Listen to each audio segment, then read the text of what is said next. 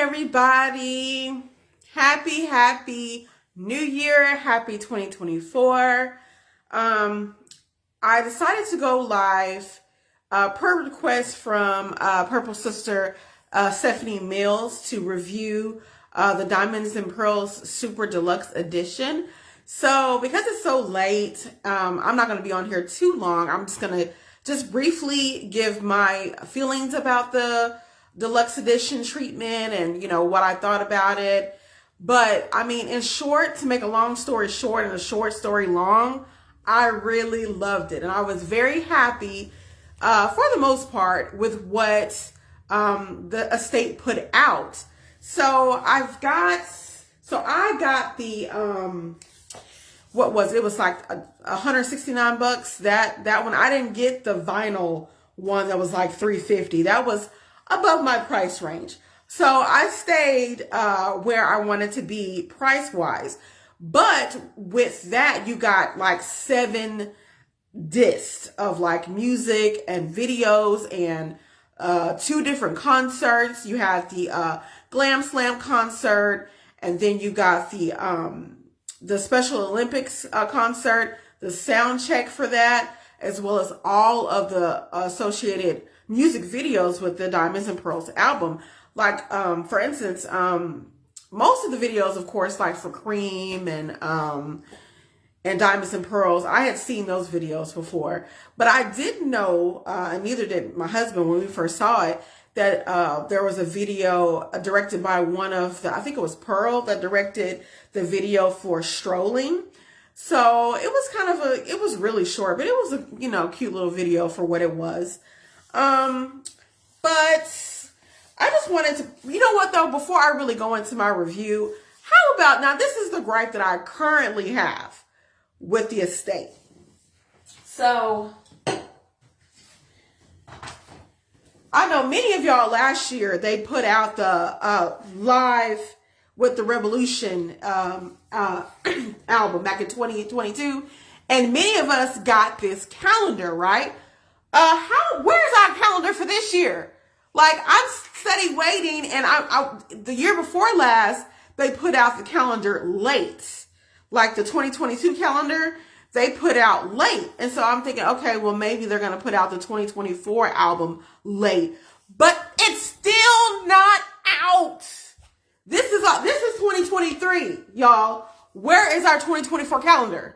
Like, they put like this, I've seen, like on my timeline, this little bootleg calendar with some AI pics that's from this, like, one of those little shady internet companies. I'm not going to buy that bullshit. I'm not going to buy that. I need the estate to put together a Diamonds and Pearls, because that's what y'all put out this year, or last year now, calendar. Where is our 2024 calendar, Prince Estate? Okay, that's my gripe. So let me move on. Because we already in 2024, y'all. We need our calendar. So of the 47 tracks, 33 coming from the vault that I really liked, I liked Hold Me. I really liked that one. I liked because it was like a nice little ballad that it was kind of sad, but it was also very, I liked it. I liked his singing. And I also liked My Tender Heart, even though that was originally done by Rosie Gaines, and it was supposed to be a song that she actually wrote to her husband, and Prince kind of took it back and changed the lyrics a little bit and kind of made it his own. But I still enjoyed his version. I don't think I did hear her version, because she did it on the live from Glam Slam, that concert. And that was actually the very first concert that iteration of the MPG did at Glam Slam 91 back in January of 1992. That was the very first performance they did as a group, as MPG, and they did awesome. So some of the highlights that I really liked from that was, like I said, I liked Rosie Gaines' performance for Tender Heart. And I really liked everything, but I really liked the live version of Jughead. Now, I was never a fan of the song Jughead, as many of us are not. But I really like the live version of Jughead. And I also like the live version of The Sacrifice of Victor, which, you know, I mean, when they did the little chant, which I can't think of right now. But I was just like, okay, I never really cared for either one of those songs. But, you know, Prince being Prince, he could take songs that when you hear them on record, you might be like, yeah, that's okay. But then when he plays it live, it just gives a whole different version almost of the song. And I feel the same way about other songs. I might have to do a countdown about that, actually. Housequake is another one of my favorite live songs of his that he did that, you know, because hearing Housequake on the record, it was just like, oh, it was okay. But when I heard Housequake live, I was like, this song is the shit. So I really liked how Prince and his genius could just transform a lot of his songs live and just make them better. Because, like, who likes Jughead? I mean, I'm sorry. There might be some people out there who like Jughead. But I never really cared for the song until I heard it live on this collection. So I was like, okay, it kind of got me listening to it a little, you know, a little bit more and looking at the song a little differently. Because, of course, he's talking about, you know, his beef that was brewing with Warner Brothers and all that. So y'all just gonna have to be all right with me wearing my satin bonnet, because when I get off here, I'm probably going to go to sleep. So that's the reason why I got that going. But y'all like my Prince wall in the background here? When I start my YouTube channel, which is coming up probably pretty soon here, this is going to be kind of like my setup right now. So hopefully y'all can hear me okay. I can't see the comments, so I'm hoping that y'all can hear me. I'm assuming that y'all can, because I usually speak pretty loud. So another thing though that I want to talk about, I'm gonna get back to my review in a minute, but me and the Hubs are planning to go to Paisley Park in March during the week of spring break. So I'm super excited about that. And I plan to do like some vlogging while I'm out there, because I've never been to Minnesota. I really hope that, I know it's usually pretty cold up there. I'm praying that it won't be too cold still by the time we go in spring break, because I initially wanted to go up there during the summer so I wouldn't have to worry about the weather as much. But because we've got some other things going on that we want to kind of accomplish this year, that we just decided, okay, we'll go and go up there for spring break. So, like I said, I know this year is the 40th anniversary of Purple Rain. So I'm kind of curious to see if the state is going to put out something. I'm sure they will, but I don't know if they're going to, you know, what activities and all that's going to be going on up there. I'm pretty sure they're going to have, at the celebration this year, for example, I'm pretty sure they're going to have a lot of Purple Rain themed events, I would imagine. So I hate that I'm going to miss that, but I would rather just go, you know, sooner rather than later. You know how life be life, and y'all get it. So anyway, but going back to some of my favorite tracks. So I said I liked Hold Me. I liked My Tender Heart. Skip to Malou, My Darling, I liked. I really liked Dark Side, even though it was kind of, you know, weird with the you know, I was like, okay, that's a little different, but I like the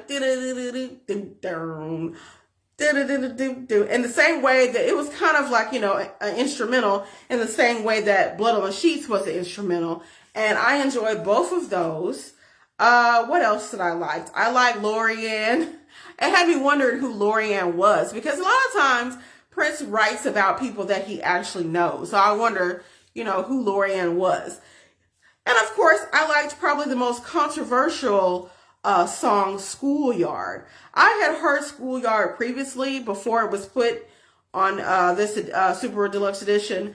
And I always kind of wondered about the song and the fact that, you know, Kari, who he mentioned, or Kari, he mentioned her in The Beautiful Ones. So when he said the name of the song, I was like, okay, I wonder if that's the same woman. And then when I listened to, and I still haven't finished the podcast about the Super Deluxe Edition that the estate put on. And the interviewer, she actually hunted down this lady and had her listen to it. And I was like, I don't know if that was a good idea. I would have been totally, and she did say that she was kind of nervous about letting Kari hear the song.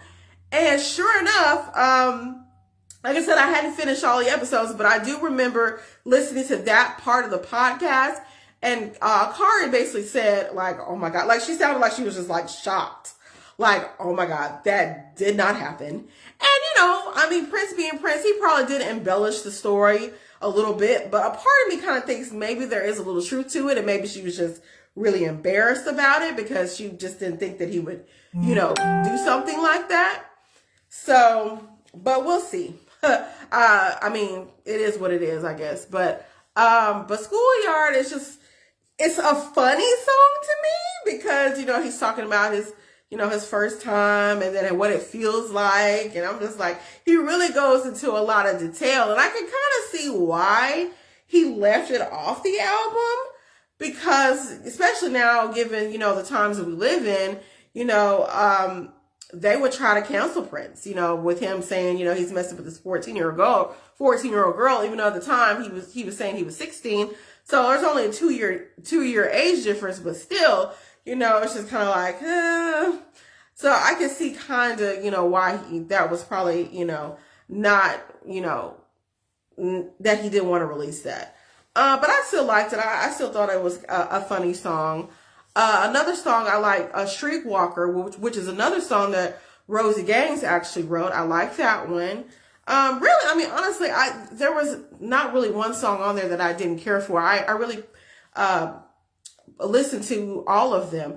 Pain, that song kind of reminded me like an early neo soul type of sound, and that it was kind of jazzy, and he kind of flirted with element. When I say neo soul, I'm talking about like the music that like Erykah Badu and Jill Scott, kind of that type of music, and that's kind of how the song Pain kind of felt to me. Let's see, let me think of what else. But those were some of the highlights for me. Like I said, I like Blood and Sheets. I like Streetwalker, Lorianne, tip of my tongue. I like too, at the altar or Standing at the Altar. Now he also has some songs on there that were very, New Jack swingish, like Don't Say You Love Me. Don't Say You Love Me sounds just like, y'all remember that show In Living Color? It sounds like it could be like the theme song for In Living. Don't say you love. It sounds just like it could have been the theme song for In Living Color, which, back in the day, they had a little competition with Saturday Night Live at one point. And I think at one point they even had higher ratings than Saturday Night Live. So, yeah, In Living Color and Mad TV. Y'all remember Mad TV? So that has nothing to do with Prince, but that was another show, another like scripted comedy skit show. Because Saturday Night Live has been around forever, and of course Prince performed on Saturday Night Live a few times. I think a total of like 3 times that I know of. First time was like in 1981 during what was that? I think they were doing, not Dirty Mind, but it was in that time period between Dirty Mind and Controversy. And they did the song off the Dirty Mind album, Uptown, which was a song that, or was it Uptown? I think it was. No, not Uptown. Party Up, Party Up. Yeah, they did that song. I'll be honest, since I listened to some of the songs, but they definitely have, don't get me wrong, they definitely have playing again value for sure. And I haven't even really got time to go through this book, like as soon as because it came like right before I went on my birthday cruise. So it came, like I ordered it like when it went on pre-order back in like September, I think, or August. I think it was September. Yeah, September 15th. And then it finally came to my house, I think on Halloween. And I was like leaving, I was going to be leaving for a birthday cruise like the next day. And so that's when it came in. So I didn't really I really, hadn't really had time to really read everything. Because actually right now, to be honest, you guys, I'm actually reading an autobiography of Tupac right now.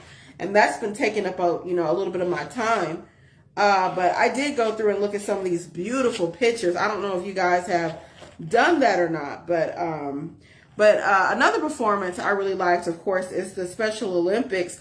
And I liked his little improvised, it was a short guitar solo, but you've seen the little shorts about them, the little TikTok shorts what he did for Diamonds and Pearls, the song.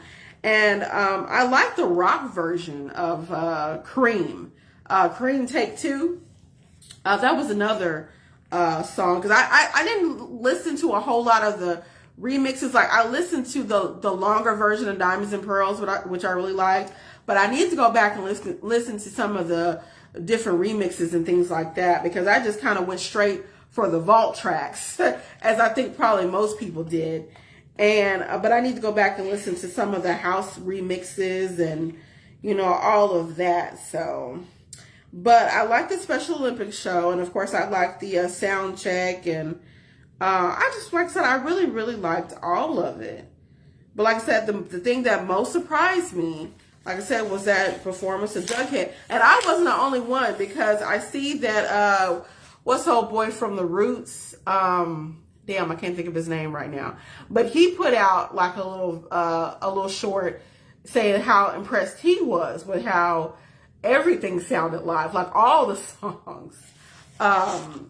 And he was just like, man, I used to not, because he was one of those guys that, he knows a lot about Prince, so-called, but he doesn't really care for a lot of Prince's, like, past the 80s stuff. Which I'm like, well, I mean, apples and oranges, to each his own, but I'm one of those Prince fans where I look at the sum of his discography. Like, I like a lot of his 80s stuff, but I like his 90s stuff. I like his 2000 stuff. I like his 2010 stuff. Now, I'm not trying to say that makes me a better fan or anything like that, but when I became a Prince fan, I decided, okay, I'm going to look past, his height, which was in the 80s, and look at some of his other stuff. And Diamonds and Pearls is probably like my third or fourth favorite album.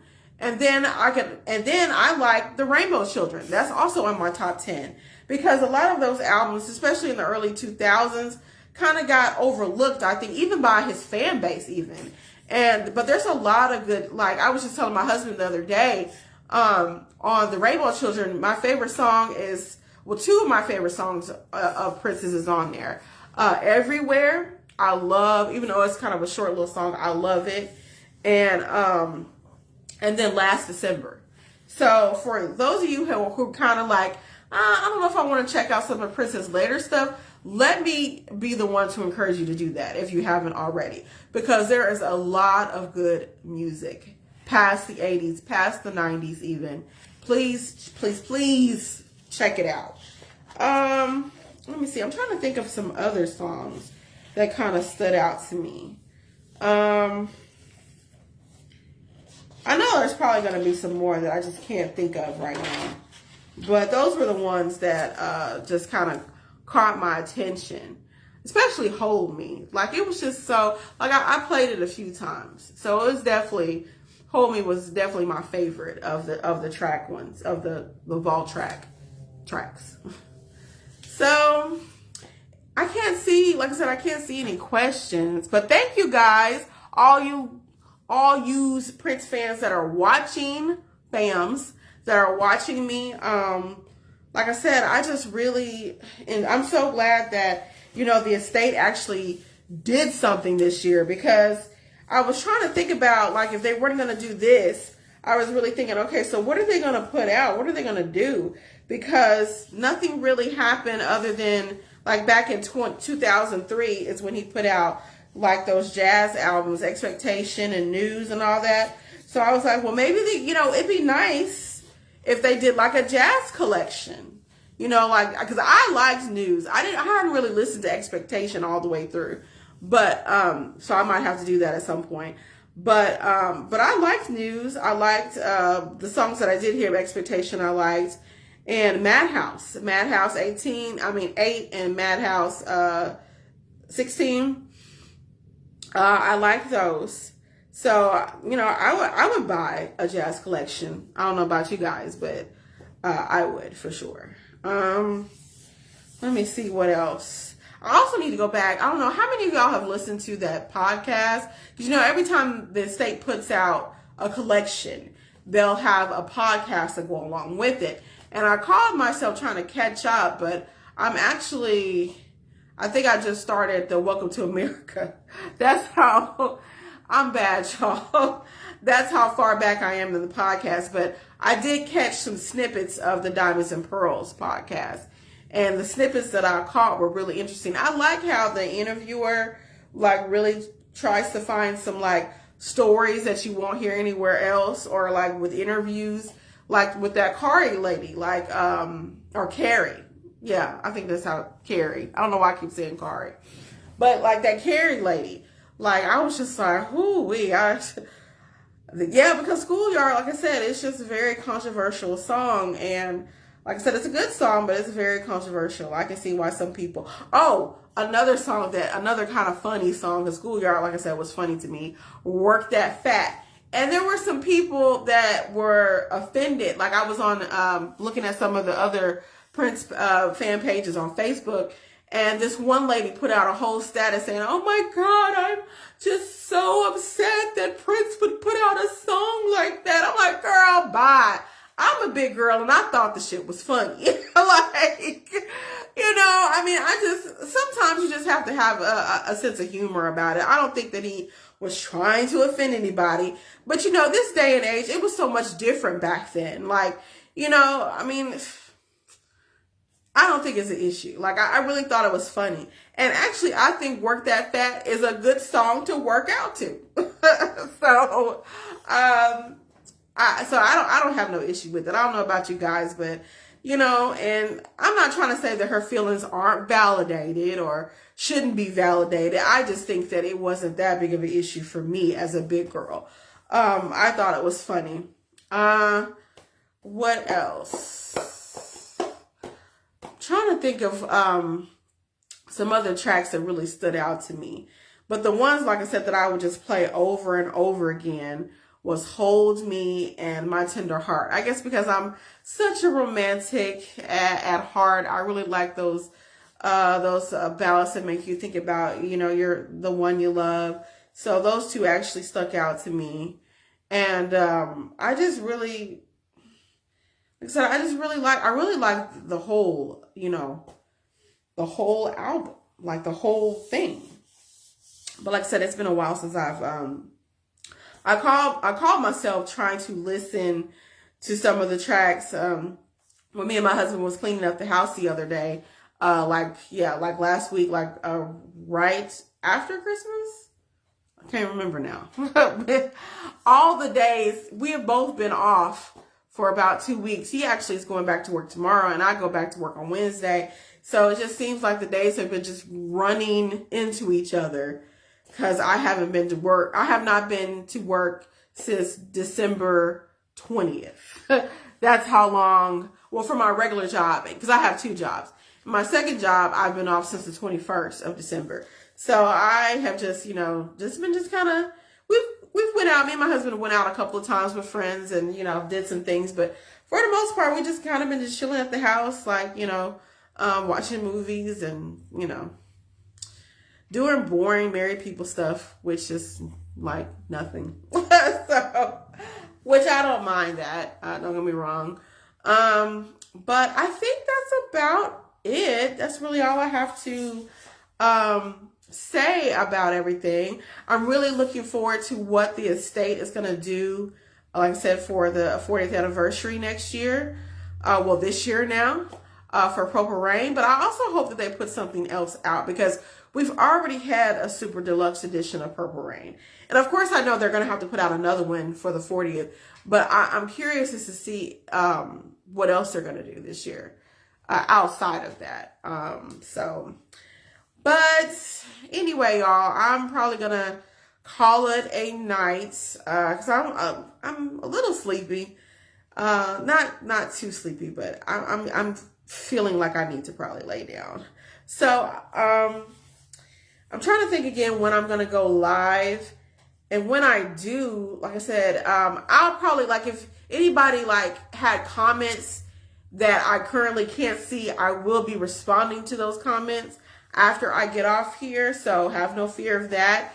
And I want to thank each and every one who has, took a little time out of their day to, well, night now it's past 9 o'clock here in Arkansas where I am, to take their time to listen to me and watch me. And, I'm so appreciative of that, because even though I've been doing the podcast now for it'll be 2 years this summer, I still kind of feel like I'm still, trying to have my bearings together with this whole thing. And, speaking live on camera is still something that, while I'm feeling more comfortable with each time I do it, is something that I still kind of struggle with. So I'm going to try to start going live maybe at least once a month, maybe more than that, maybe once every 2 weeks or something, just to sit and talk about, whatever Prince related stuff. Like, I can tell you guys, hey, I'm going to go live such time. If you got questions you want me to answer, just let me know. Because I'm always reading and doing research about Prince and people in the Prince camp.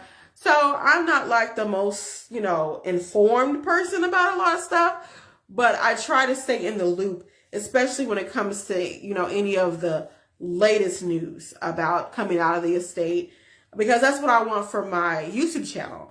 And I hope that once I go live on my YouTube channel, I'm going to start uploading all of my episodes to YouTube, because you guys, I literally have about close to 60 episodes of the podcast on Spotify. So I need to start uploading those to YouTube. And so my hope is that everyone that is following my Facebook page and Instagram page, like next time I might go live on Instagram, because I do have an Instagram. The podcast does have an Instagram page. I've had it for probably about close to 6 months now. It's shades_of purple. No, shades_of_purple podcast. Yeah. And I actually haven't been on there in a while. I've been trying to do like little reels and stuff like that when I think about it. But, between having 2 jobs and trying to do this, it can be a little challenging at times. I'm not going to lie. You got to really, put some effort into this. So with that being said, you guys, thank you so much for tuning in. And like I said, if any questions you had, I will answer them as soon as I finish this live. And for those that have been living under a rock and have not went and got your copy of this, what are you waiting on? Are you really a Prince fan? If you don't get, let me stop that. Because now, people have different, financial responsibilities and obligations. So let me not say that. But if you haven't already, because this has been out since October. So please go get it. Look at all of the beautiful pictures. It's always so well put together. And now I can kind of appreciate sometimes why it takes a while for these projects to come out of the estate. Because look at this. Look at these beautiful pictures. That stuff takes a while to put together. Or maybe it doesn't. I don't know. Maybe in my ignorance, I'm thinking that to make it really look good, you've got to, take your time with it. So I can, have a better appreciation, because, when they put out Prince and the Revolution Live back in 22, I was like, oh, this is great. And, I appreciated it for what it was, but, I was just like, well, I was kind of hoping for a little more, but hey, I can at least say they have put something out every year consistently since Prince left us in 2016. So I can say that much about the estate. They have consistently put out something. Now, it might always not be what we want, but they have at least put something out. And I think that the Prince's estate can, be an example to other, estates, we're not going to name no names of dead musicians that could really up their game, because I'm just like, well, they deserve to, have something. They might have other things going on that are not necessarily music related, that is, bringing in income. And before I leave, I know I've been saying I'm going to leave. I'm like a preacher. I'm going to say that I'm going to leave at least 3 more times before I actually finish. But another thing, like there was the Prince, the official Prince Facebook page, they put out posts all the time. And there was a post about, on the page about like active wear, like Prince stuff that you can wear when you're working out. And there were people in the comments like, oh, this is disgusting, and he would have hated this. And I'm like, do y'all want Paisley Park to close? Like, the estate has got to pay the bills. Come on. Okay, if you don't want it, don't buy it. But for other people that want to buy it, they gonna buy it, and it's gonna be okay. And for people just like, well, all this vault material he didn't want. He said in numerous interviews that he knew that this was going to happen when he died. He said that he didn't exactly say that verbatim, but he said that he knew that once he was gone, somebody was going to put the stuff out. He knew it was going to happen. Okay. So it's not like he was just like, oh, no, I don't want, no, he never said that. He said, he was like, yeah, they're going to do it, whether I want them to or not, it's going to happen. It's going to happen. So he knew that it was going to happen. I don't know if he necessarily, was okay with it, but in interviews, he was just like, hey, there's a lot of stuff. He even said he didn't even know, how much stuff was in the vault. So he was like, I don't know how much stuff is in there, but I know it's all going to come out one day. And so that day is now. That day is now. And I'm like, for people to not want to support it, like, but then you get mad when you can't, like, when there's no like Prince stuff to buy, and it just, I don't understand that. I don't understand the outrage. Like, I to a certain extent, I guess you feel like, well, they're exploiting Prince's name, and okay, well, they do that to everybody. I mean, that's a way for the estate to make money and to pay the bills to keep the lights on at Paisley Park. Do you want all that to shut down? And then you'll be like, oh no, they don't even care about, no, because y'all said y'all didn't want to buy, y'all had a problem with them putting out, some leggings to work out in, that had Prince's symbol on it. You got a problem with that, didn't want to buy it, and now Paisley Park is shut down. I mean, of course that's not going to happen, but you know what I'm saying. Get over yourself. Just, if you don't want it, don't buy it. Simple as that. But for me, I'm going to try to buy as much as I can, when I can. I can't buy everything, but, like when I go to Paisley Park in March, I know that everything that's at Paisley Park is probably pretty pricey. So I don't know if I'm going to actually purchase anything at Paisley Park, but we'll see. But I see Teflon is watching. I want to try to hit you up, sir, because I know that you do the Purple Ride, if that's you. I want to try to do that too, because we're basically going to be taking lifts and stuff everywhere. I don't think we're going to have like a car. We're just going to, but we'll see. Because the hotel we're going to be staying at is the one that's like right down the street from Paisley Park. So, and we want to go to